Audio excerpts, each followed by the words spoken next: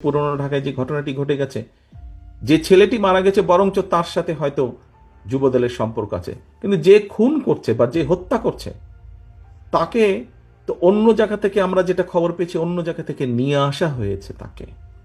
তাকে ধরা হচ্ছে না, ধরা হলো অন্যদেরকে অ্যারেস্ট করা হলো, তাকে ধরা হচ্ছে না, কি তাকে আসামিও পর্যন্ত বোধহয় করা হয়নি এখন পর্যন্ত। কেন হয়নি, কেন ধরা হচ্ছে না?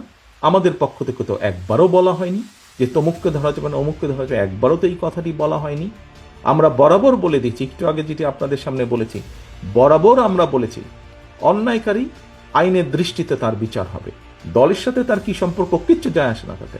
তাকে দল কোনো রকম প্রশ্রয় দিবে না কেউ যদি কোনো অন্যায় করে থাকে। তাহলে প্রশাসন ধরছে না কেন তাকে? আমাদের এখানে রিজভী আহমেদ সাহেব পরিষ্কার বলেছেন, দলীয় অবস্থান থেকে আমাদের যা যা করা প্রয়োজন আমরা প্রত্যেকটি যেটি যেটি জেনেছি, তদন্তের পরে যাদের যাদের সম্পর্কে প্রমাণিত হয়েছে অভিযোগ, আমরা আমাদের দলীয় অবস্থান থেকে তাদের বিরুদ্ধে ব্যবস্থা গ্রহণ করেছি। আইন শৃঙ্খলা বাহিনী কেন তাহলে বসে আছে? আইন শৃঙ্খলা বাহিনীকে চালায় কে? বিএনপি তো চালায় না, চালাচ্ছে তো সরকার। তাহলে সরকার কেন ব্যবস্থা নিচ্ছে না তাদের বিরুদ্ধে? সেটি দলেরই হোক বা সেটি অন্য কোনো লোকই হোক, কেন ব্যবস্থা নিচ্ছে না?